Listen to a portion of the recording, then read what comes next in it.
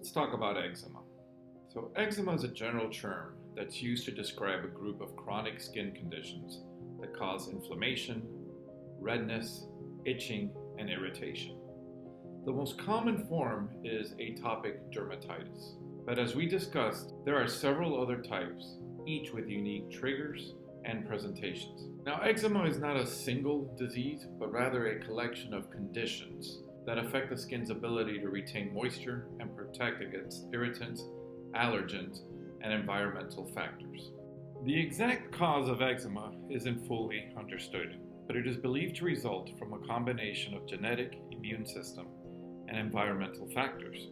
People with eczema often have a compromised skin barrier, making their skin more susceptible to dryness, irritation, and infection. Common symptoms include dry, scaly patches, itchy, intense itching, redness, and sometimes oozing or crusting during flare-ups. Now, eczema can persist or recur over time, but it can be managed with proper skin care, trigger avoidance, and treatments like moisturizers, topical corticosteroids, and other anti-inflammatory medications. An eczema rash typically presents as a red, inflamed, and itchy patches of the skin. The specific appearance can vary depending on the type of eczema. Here are some common characteristics. The acute eczema rash presents as redness or erythema and swelling. It can cause intense itching, which can lead to scratching and further irritation. Small fluid-filled blisters or vesicles that can ooze or weep if scratched, and the crusting or scabbing as the rash begins to heal. On the other hand, chronic eczema rash has a very thick, leathery skin type of appearance called lichenification, and it is due to prolonged scratching or rubbing.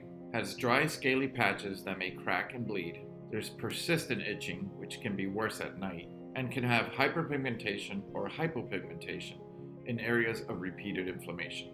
Eczema can appear anywhere on the body, but is commonly found on the face, neck, hands, inner elbows, behind the knees, and ankles.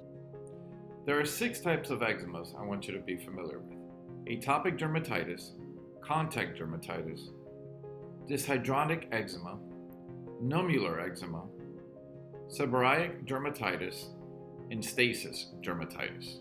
Let's discuss each one. Atopic dermatitis is the most common form of eczema, and it is often associated with a history of allergies, asthma, hay fever. It presents with itchy, inflamed, and dry skin, typically in a relapsing, remitting pattern.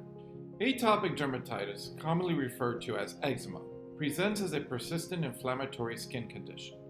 Symptoms include dry, red, and itchy patches of skin, typically found in the flexion areas.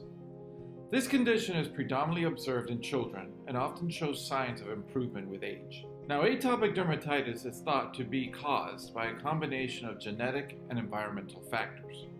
It is associated with asthma, allergic rhinitis, and allergies, the AAA: asthma, allergic rhinitis, and allergies. The treatment includes hydrocortisone, low potency for mild disease, triamcinolone, medium potency for moderate disease, and emollients, substances that soften and moisturize the skin. Contact dermatitis is also a common skin condition that is characterized by red, itchy, and inflamed skin, resulting from contact with irritants or allergens. There are 2 main types of contact dermatitis: irritant contact dermatitis and allergic contact dermatitis. Irritant contact dermatitis occurs when the skin comes in direct contact with a substance that damages the outer layer of the skin, leading to irritation. Common irritants include soaps, detergents, solvents, poison ivy, and certain chemicals. Allergic contact dermatitis occurs when the skin develops an allergic reaction upon exposure to a specific allergen. Allergens can range from metals like nickel, latex, cosmetic, plants such as poison ivy, and certain medications. Symptoms include redness, itching, swelling, blisters, dryness, and even oozing and crusting in severe cases. Treatment involves identifying and avoiding the triggers: topical or oral corticosteroids to reduce the inflammation, calamine lotion, oatmeal baths, and antihistamines.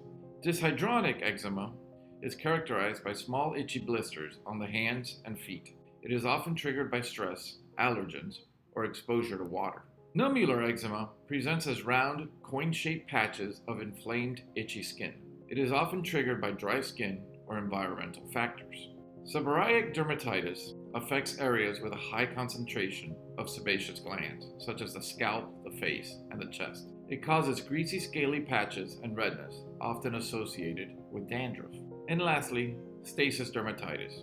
This occurs in the lower legs due to poor circulation and venous insufficiency.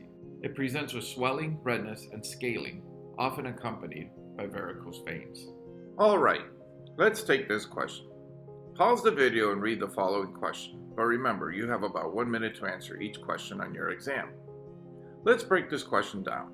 All questions follow the following pattern on the right of the screen. Our most important task is to pick out as quickly as possible what the lead question is. Quickly identify the lead question.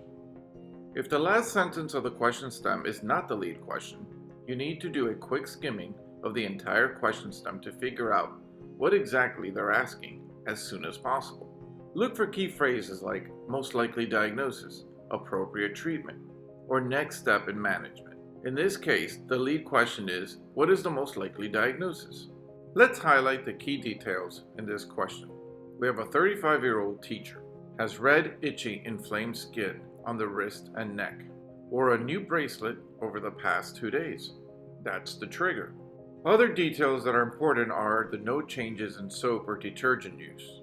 Based on these details, the rash is localized to areas in contact with the bracelet, suggesting a reaction to the material, likely nickel. This points to an allergic contact dermatitis. Answer choice A is wrong. Atopic dermatitis commonly occurs in flexor areas and presents in a chronic pattern with a history of allergies or asthma.